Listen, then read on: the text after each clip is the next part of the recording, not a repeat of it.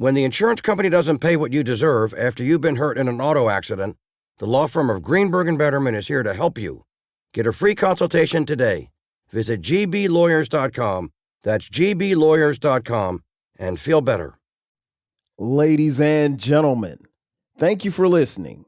Thank you for downloading. And thank you for subscribing to the latest edition of the 12 Kyle podcast. I am your boy 12 Kyle. Man, check this out. On this episode, what I want to talk about is, you see the title, Stuck in Middle School. We've all been to middle school. Now, some of you may have memories of middle school. Some of you may have forgotten middle school, because most of you listening, I would venture to say that it's been a while since you've been in middle school. If you're like me and you're a parent, you have had kids. Maybe some of you have had kids who have gone through middle school.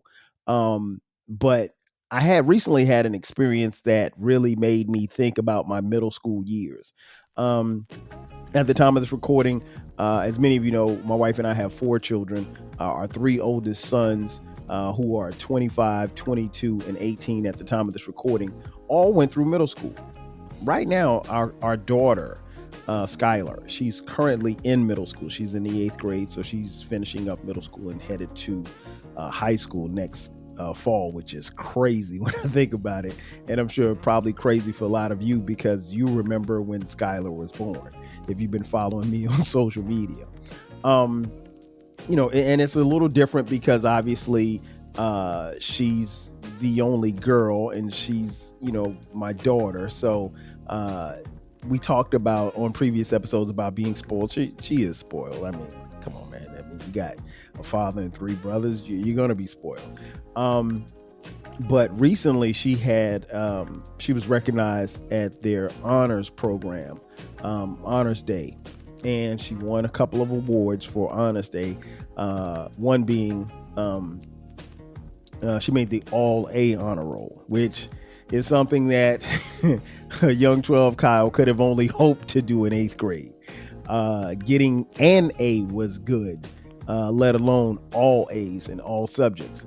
But what was interesting was, as I sat in the ceremony, I just kind of looked around, and as I looked around, I just noticed, some of the 6th graders, some of the 7th graders, and some of the 8th graders. And as I looked around the room, the assembly, I didn't see a lot of cool kids. I'm not going to call these kids nerds, but I didn't see a lot of cool kids. I didn't see a lot of kids with swag. I didn't see a lot of fly kids. I didn't see a lot of kids that were just like, what I would probably deem, popular kids. And again, I don't know any of these kids, because I just know my kid and her friends. That's it. And they're pretty popular. But not a lot of cool kids. And as I sat in that ceremony, I noticed some of the kids, particularly as they walked up to get their awards. Some of them walking very fast, some of them walking very slow, some of them walking very awkward, because they're in a assembly and they're in this room, and it's a bunch of people. It's just parents. The kids were in the middle, and the parents were in the bleachers. It was in a gym. That's where they held it. And the kids were sitting in chairs on the floor, and the parents were in bleachers on both sides of the gym. And, I just noticed a lot about some of these kids. And like I said, they separated them by 6th grade, 7th grade, and 8th grade. Now, when I was in middle school in Florence, South Carolina, middle school was only 7th and 8th grade. Here, it's 6th, 7th, and 8th. But you see a lot. I saw quite a few tall kids, and you could tell those kids probably had tall parents. So a lot of shorties too. A lot of kids who just, really hadn't hit that growth spurt yet. And, a lot of them really are kind of, you're at that age where, and my daughter included, you're kind of figuring out your body. Most of these kids are hitting puberty. So For some of the young men, their voices are changing. I even saw a little girl, and I felt kind of bad for her because she was a fair-skinned young black girl, and she had a little facial hair as far as above her lip. That's tough. I mean, like, you don't have any control over where your hair grows and how it grows and everything like that. And to have, hair above your lip as a young lady, that's got to be tough. But yeah, you could kind of tell that, some of them really are trying to get comfortable in their bodies because their bodies are growing. And again, they're going through puberty. So you're experiencing these things. You're feeling different things. I just remember puberty was a wild time for me because, now all of a sudden, those waterhead girls ain't waterhead girls no more. They starting to look kind of cute, kind of fly. And so it being in that room really made me kind of think back to a very, very tumultuous and not so settling time in my life. It was probably I would venture to say that middle school probably was the toughest 2 years that I had in my lifetime. A lot of stuff was going on. As many of you know, maybe you don't know, my parents got divorced right before I went to seventh grade. So from, childbirth up until the summer of after my sixth grade year, my parents were always together. They were together. And, one of the things I always say about their divorce in particular, that divorce really changed a lot of what I saw in people. It lessened my faith in people. It made me kind of guarded to where I really didn't trust people like that. Because here's the thing, like my parents, and I've said this on previous episodes, and it's worth repeating. My parents never argued in front of us. It's me and my younger brother Damon, who's 3 years younger than me. They never argued in front of us, and so I think I remember hearing my mom and dad argue one time, like the whole time they were married. And so imagine, you're going through life, everything's happening or whatever like that, everything's cool. And then one day your parents get you together and they say, hey, we're getting a divorce. And I mean, it hit us like a ton of bricks. It hit me like a ton of, I don't know, how much it impacted Damon at that particular time because I was almost I think I was going on 14. So I was 13 and he was 10. So, we were handling things differently. And again, it would be different. It would have been an easier pill for me to swallow if I'd seen my mom and dad argue all the time. It'd be an easier pill to swallow if, I'd see my dad beating my mom or something like that. That you understand why they're getting a divorce, but just to come out of nowhere and, again, never arguing in front of us, never even hearing an argument. Now, I can't even say that because my kids have heard my wife and we try not to argue in front of the kids. And we pretty much, when we argue away from the kids, but they've heard us argue. But not like that, not to the point where, we're going to get a divorce. And so it was a shocker. And then subsequently from, the divorce, we moved. So we left the house that my parents had purchased. And we moved to the other side of our city in North Florence, North Florence. And so now, but I was still going to be going to the same middle school, which was Williams Middle School. But I was in a new neighborhood, and it wasn't like a foreign neighborhood because we were moving into the house where my aunt and my cousins lived. And it was fine because we had plenty of space, but and we would go over there all the time and stuff. So I knew everybody in the neighborhood and everybody was cool. And I had friends there. My cousin Eric, we were in the same grade.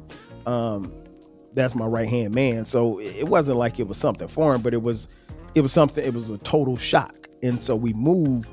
And so now I'm going to this middle school. And I've said this on the podcast before. My first day of middle school, I stepped off the bus. I didn't know anybody because here's the thing. The kids that I went to middle school with, most of them went to Southside, middle school called Southside. So most of the kids went to Southside. We had a handful go to Moore Middle School. but everybody else went to Southside Middle School, and there was a handful of us that went to Williams Middle School because that's where we were zoned to go to school. So I wasn't changing schools, but even in going from 6th grade to 7th grade, I wasn't going to be around the kids and my friends that I knew since 1st grade, right? So it's a new school. I'm in a new home. And don't get it to us. It wasn't like I was in, like we were in, the Cabrini Green projects. I mean, we were in a really nice house in a very cool neighborhood. We had a pool. We had a huge driveway with a basketball rim, and we played basketball. I mean, like, it was the suburban of the suburbanist, if that's a word. So it wasn't like we moved from, one good neighborhood to a bad neighborhood. We moved from a good neighborhood to a great neighborhood. And that's where I grew up, and that's where I spent my high school and college years. And, interestingly enough, the house that my parents were in, my mom never sold a house. She just rented it out. And then she eventually ended up moving back by the time we went to college, or by the time I graduated from college, I should say. And she still has that house, and that's where she still lives to this day. But we moved to my aunt's house, and it was really a struggle for me to accept the fact that my dad was no longer in the house. So middle school, that time was wild. And I just remember my first day of middle school, I stepped off the bus and I didn't know anybody because for whatever reason, I don't know that even though Eric and I are in the same house, I think when we got off the bus, we went separate ways. I can't remember which way he went, but he just like disappeared.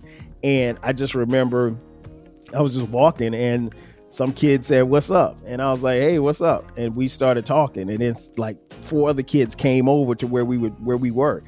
And I didn't realize like these were the shall I say the nerds. I didn't know. I mean, like I was hanging with the nerds, and I was like the cool kid on the first day hanging with the nerds. But I wasn't that cool, at least I'll put it like this. I was cool, but I had to get my props because you're at a new school. You got to get props. But yeah, middle school was a struggle, man. 7th and 8th grade. And I struggled. I found myself struggling in subjects that I did not struggle in before, math in particular. I was a math whiz in elementary school. And I think most of us probably can say that because it's what? Addition, subtraction, multiplication, and division. So it's pretty easy, right? But by the time you get to middle school, you're starting to deal with algebra. And even to this day, X plus Y equals Z, that means nothing to me. That makes no sense. It didn't make sense in 86. It's not going to make any sense now. And so, and I hate to tell this to you kids who may be listening or watching. If you're watching on YouTube, thank you for watching. You'll never use that again in life. You're never going to be at a job unless you're an engineer and somebody ask you what X plus Y equals Z. What is that? No, you'll never see that. You'll never see geometry again. Study and pass the class, but kids, you'll never see it again. But yeah, I struggled big time. I remember being in Mrs. Thompson's class. Shout out to Mrs. Thompson if she's in. Ms. Thompson probably is in her, I would guess Ms. Thompson's probably in her 90s by now. I'm pretty sure Ms. Thompson's still alive because mean people never die. Mean people stick around for a long time. And I'm not speaking out of turn and calling Ms. Thompson mean. She was very mean, but she was a really good teacher, but she was mean. She didn't make and she taught math. She didn't make learning fun. And I struggled in her class. And then I was actually kind of being somewhat of a class clown in her class too. So that didn't make it any easier. So a couple of times I got kicked out of class, right? So I got kicked out of class. Me and shout out to Delonte Jackson. Man, that cat, every time I see him or talk to him, and it's been a minute, man, it's always reminiscent about getting kicked out of Miss Thompson's class in 8th grade. But yeah, me and Delonte Jackson and my boy Jay Fresh, shout out to Jay Fresh. We would get kicked out of class all the time. I mean, like, and Miss Thompson would, if you got an answer wrong, sometimes she'd come by and she'd punch you in the chest or she'd punch you in the arm. I mean, like, this is at the time, she was an older woman teaching middle school math, and she would punch us and stuff like that, kick us out of class. she'd say something and like you'd say something and like I remember one kid said, "I'm going to tell the principal." She was like, "I don't give a damn," and we were like, "Wow." She was like, "I don't give a." She was like, "I've been working here forever." She was like, "If they fire me, I'm going to get my retirement and I'm just going to go about my business." And she was pretty much right. Like nobody ever reported her. She was, really rough teacher. But I struggled in classes like math.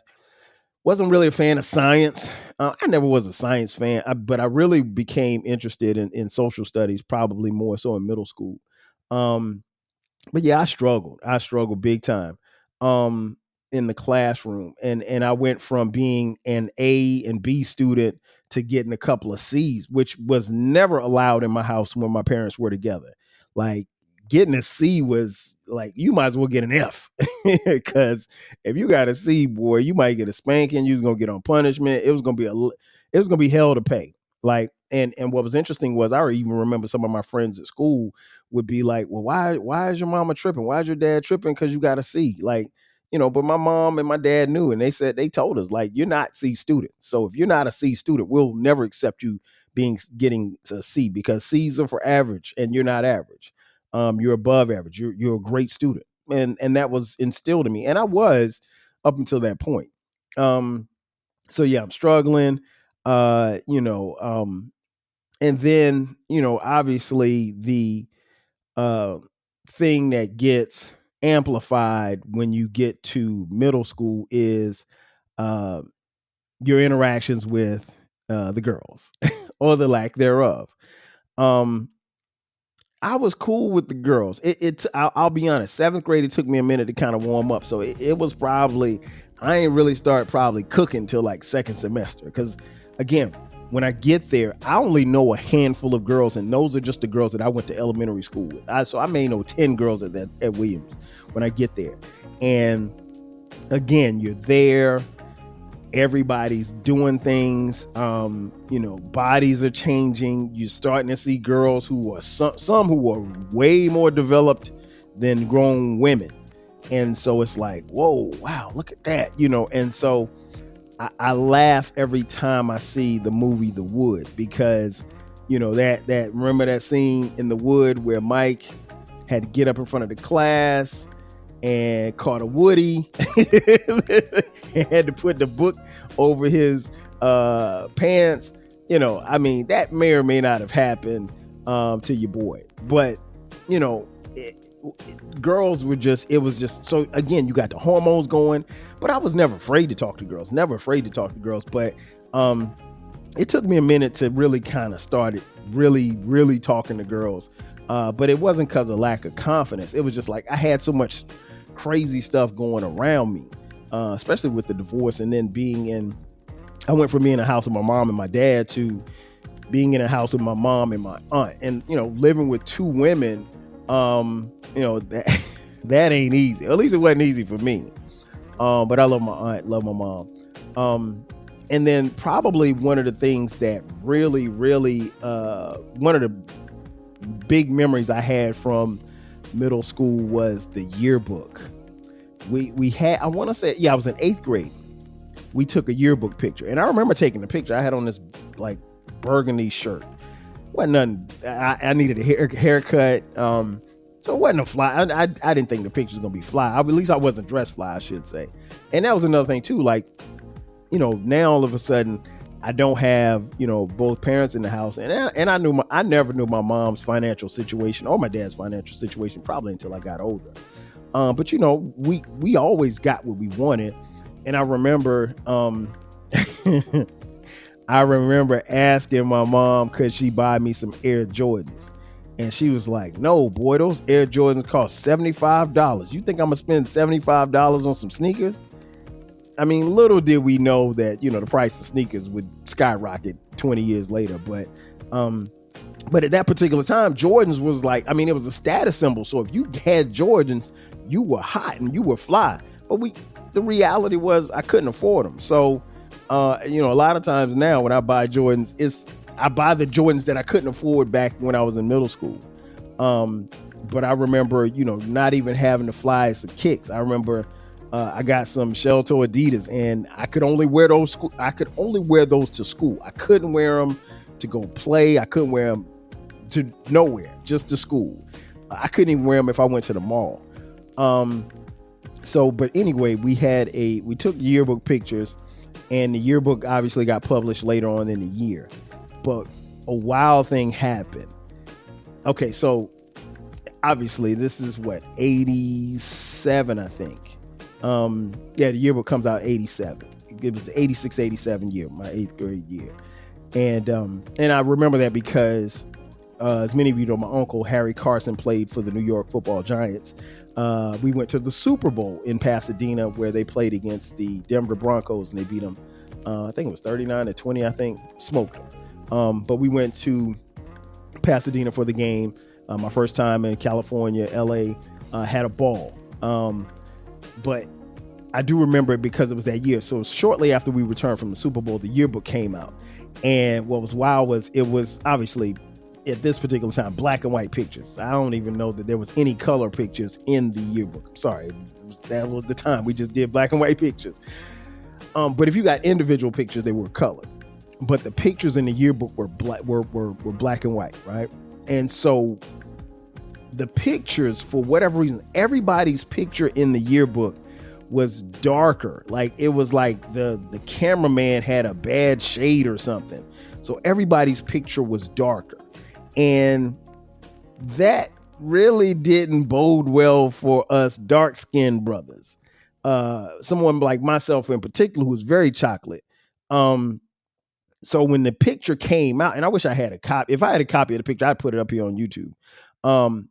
The picture came out like it's really, really dark. So really the only thing you see are my eyes and my teeth. That's it. And I'm not even looking at the camera. I'm kind of looking away from the camera. And so naturally, when the yearbook comes out, everybody sees it. And so, you open up the yearbook, you go to the page or whatever like that. So I go to the page, I see myself and I'm like, whoa. And so like everybody's coming with the, oh man, look at his black face jokes. Now listen, I'll let you in on a little secret.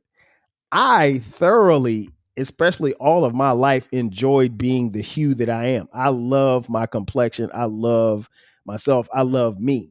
And I've always thought that I was a handsome young man because my mama told me so at a very young age. So I didn't suffer from, being, there were some kids who had a color complex and, oh, you're too dark, or oh, you're too light or whatever. That stuff never bothered me because I knew who I was and I knew I was dope and I knew I was a handsome guy. I still am. Just a little grayer, that's all. But so it didn't bother me, but I remember kids coming trying to joke and I was like, man, whatever. And it didn't bother me. But I just remember that. And that was kind of like a turning point. Like I think things for me really just kind of turned up after that. I don't know why, but my grades got better. And we were finishing up the year. My grades got better. I had a girlfriend who had a Jerry curl. And, I was going to social events. I was going to parties. I was going to school dances and stuff like that. So I just remember that time really things started to kind of turn for the better. Wherein the first year and a half of middle school, it was rough. It was really, really rough. But I think when people saw that they could, or at least they thought they could come and joke me about how dark the picture was, and I was unbothered, it was like, okay, he's different. Like, he's not like everybody else. And the thing that always sticks with me about that particular time was I didn't lose who I was. I was coming into learning who I was. And I think that's a very important part of a young person's life. Right now, we got to take a quick commercial break, but on the other side of the break, I'll tell you about a great thing that happened to me in middle school. Sit tight. I'll be back in just a second. Working across teams is tough, but Asana helps you handle it. That's because Asana is where humans and AI coordinate work together. AI can spot roadblocks and assign work in a snap, so everything and everyone stays on track. That's how work gets handled. That's Asana. Visit us at asana.com. That's ASANA.com. If you work in university maintenance, Granger considers you an MVP because your playbook ensures your arena is always ready for tip-off. And Granger is your trusted partner, offering the products you need all in one place, from HVAC and plumbing supplies to lighting and more. And all delivered with plenty of time left on the clock, so your team always gets the win. Call 1-800-GRANGER, visit Granger.com, or just stop by. Granger, for the ones who get it done. You're listening to this podcast, so I know you've got a curious mind. Here's a helpful fact you may not know yet. Drivers who switch and save with Progressive save over $900 on average. Pop over to Progressive.com, answer some questions, and you'll get a quick quote with discounts that are easy to come by. In fact, 99% of their auto customers earn at least one discount. Visit Progressive.com and see if you can enjoy a little cash back. Progressive Casualty Insurance Company and Affiliates. National average 12-month savings of $946 by new customers surveyed who saved with Progressive between June 2024 and May 2025. Potential savings will vary. And just like that, we are back. Once again, it's your boy 12 Kyle. This is the 12 Kyle podcast, and we're talking about stuck in middle school as I reminisce about my time in middle school. Before the break, I mentioned that something really, really great happened to me in middle school. I stumbled upon some friends, and these would become eventually lifelong friends. I mentioned like I didn't have a lot of friends when I got to Williams Middle School. I didn't really have a lot of gear. I remember a couple of times wearing pants and jeans that were just a little bit too high. I didn't keep like fly haircuts. I didn't have any Jordans.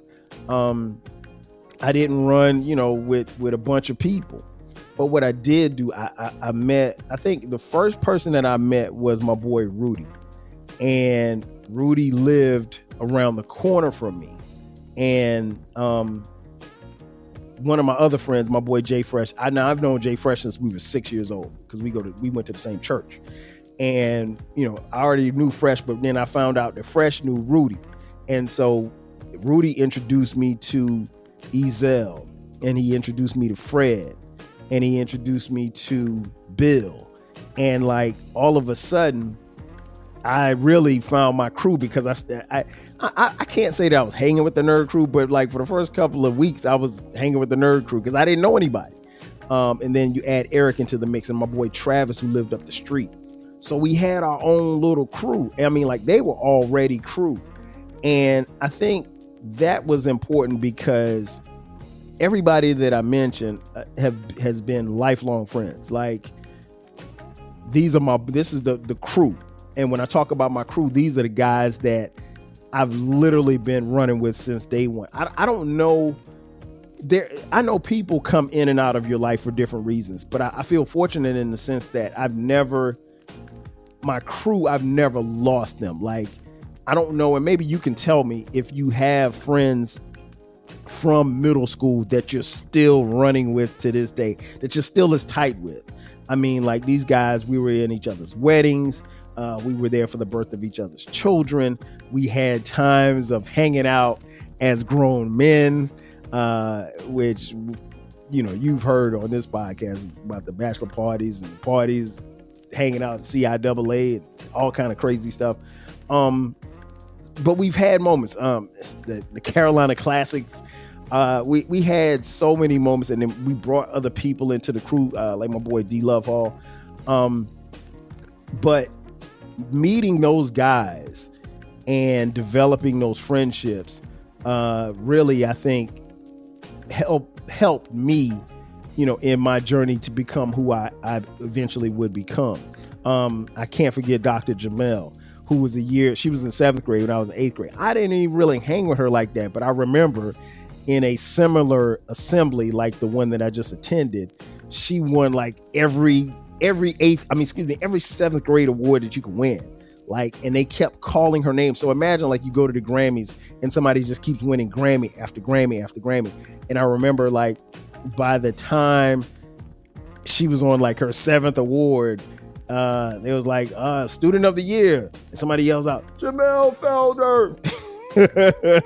And she was embarrassed because she was a little tiny little girl. She had these big Coke bottle glasses, and She was really just developing into who she would become, and we, not in middle school, but by the time we got to high school, became super tight and still are super tight to this day.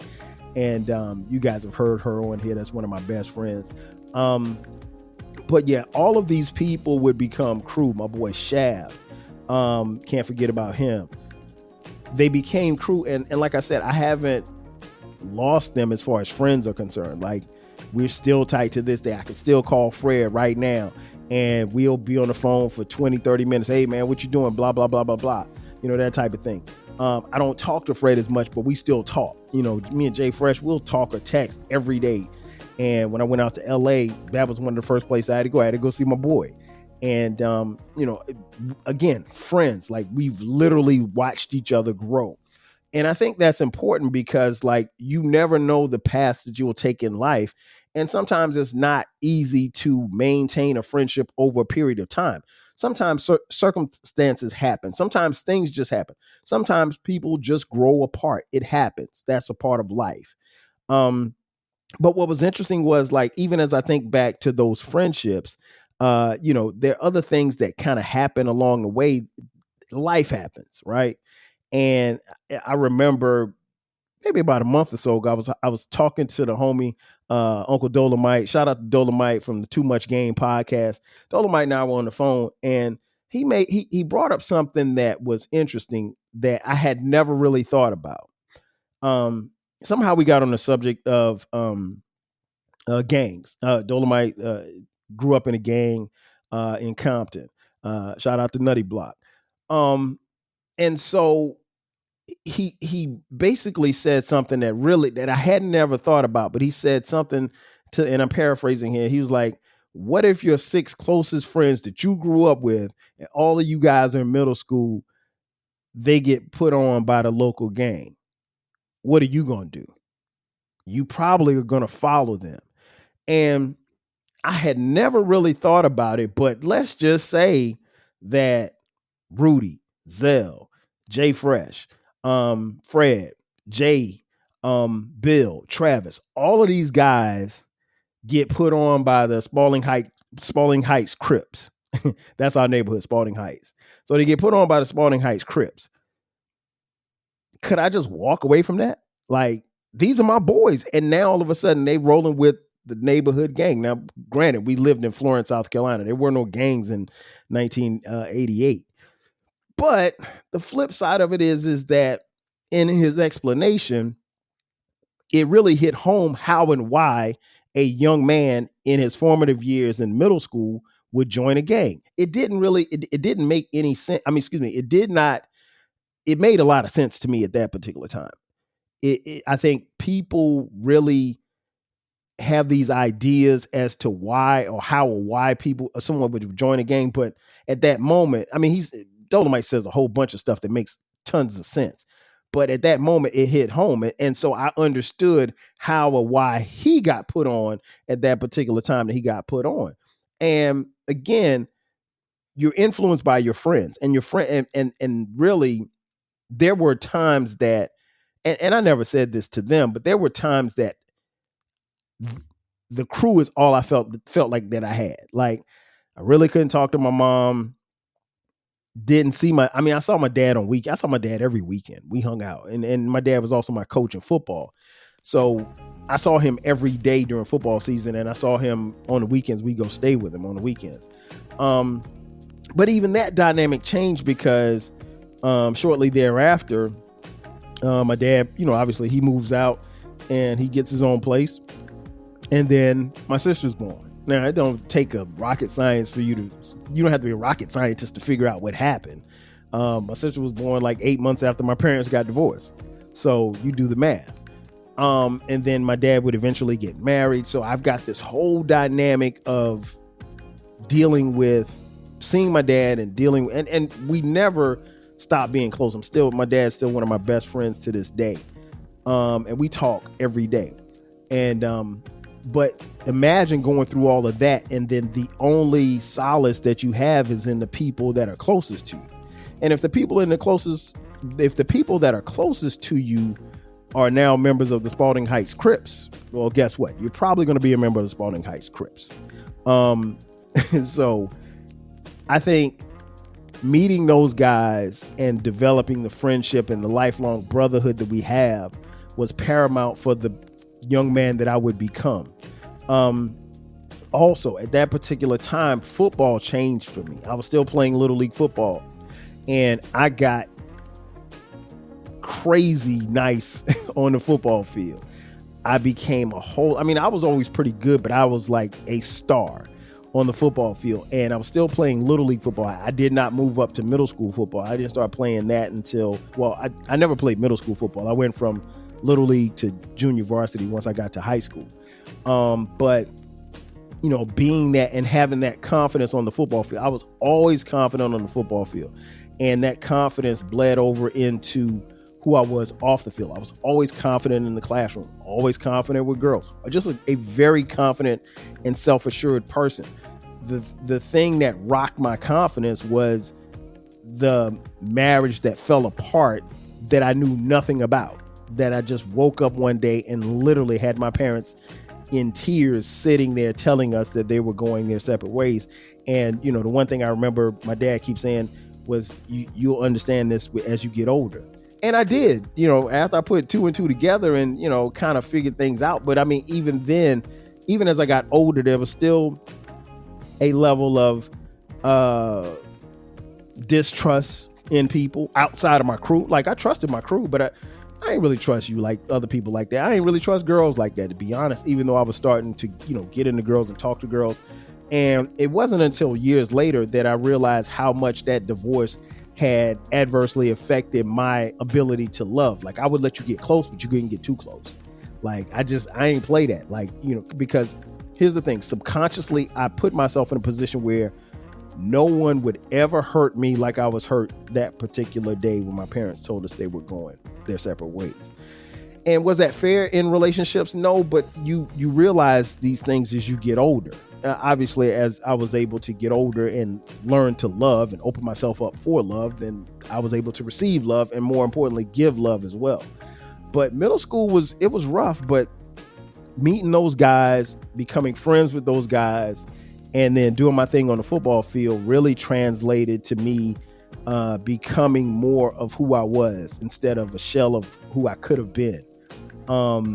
And by the time I got to high school, the next year, things turned around for me. But those 2 years were rough. And as I sat in the honor ceremony, I could only think about, like, I would have loved to have been in an honor ceremony. I would have loved to have gotten all A's. Can I blame it on my parents? No, I can't. But because, listen, there was a part of me, and I'll be honest in saying this, there was a part of me that slacked off too, because I know that my mom wasn't the disciplinarian that my father was. So if I don't have my dad in the house every day, I don't have him on my neck. Now, my mom would get on my neck, but it wasn't the same. You know what I'm saying? So, and as you get older, you learn things. And I mean, like, I was just like those kids. I was that kid with not the flyest gear, didn't have a lot of game, but was cool and was cool enough with the girls to where I could get them to talk and get your phone number and laugh on the phone and all of that good stuff. But I was that kid. I was that kid who hit a growth spurt in elementary school and ain't hit no more growth spurts after that. But I was slowly developing and being Kyle. And, I have to thank myself, for doing what was necessary, but also listening to my parents and my aunts and my uncles in that particular time. A lot of times I didn't want to hear it, but as I sat in that, in conclusion, as I sat in that assembly, I just, I was amazed and very happy that, first and foremost, proud of Skylar, but also understanding that, like, her middle school years look nothing like mine. And I had to go through those experiences. So ultimately our sons didn't have them, and, she won't have them. But there are going to be moments where you're going to have to try to figure things out. And I tell my kids this all the time. You're going to have to figure it out. And, like, I've got a lot of answers. I've got a lot of decisions. I've made a lot of decisions. I've made some bad decisions. But the thing is, I try to impart to my kids is that, ultimately, it's going to fall on you to make the right call. It's going to fall on you to make the right decision. I made some good decisions in middle school. I made some bad decisions in middle school. I made some lazy decisions in middle school. But ultimately, I got through it because I trusted God, and I trusted, God to guide me.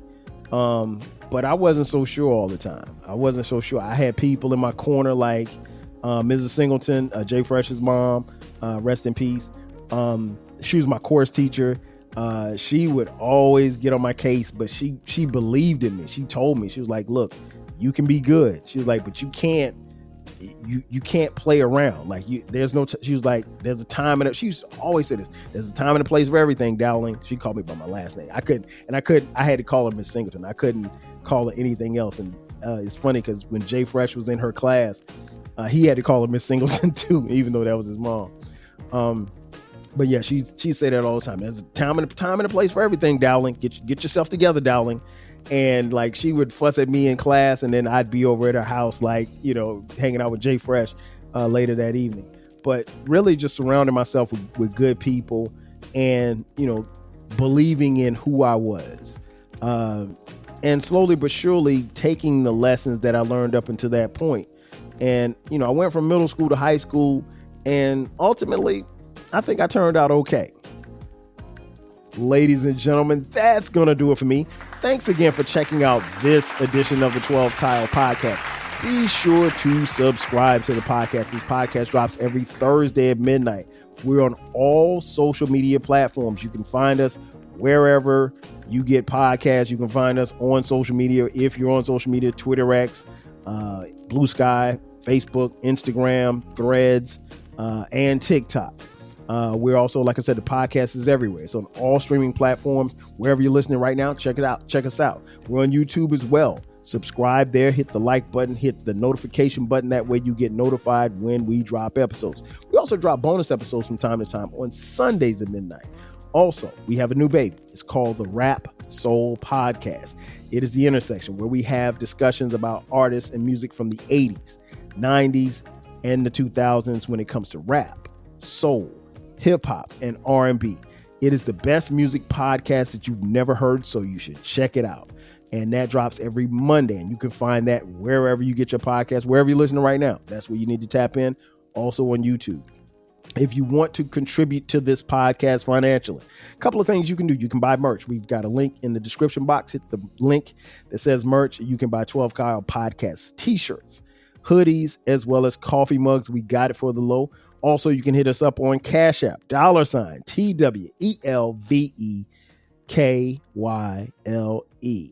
Again, that's going to do it for me. I am your boy 12 Kyle, talking about being stuck in middle school. Once again, thank you for tapping in. I will catch you guys next time. 5 G's. Cheer. When you manage procurement for multiple facilities, every order matters. But when it's for a hospital system, they matter even more. Grainger gets it and knows there's no time for managing multiple suppliers and no room for shipping delays. That's why Grainger offers millions of products in fast, dependable delivery, so you can keep your facility stocked, safe, and running smoothly.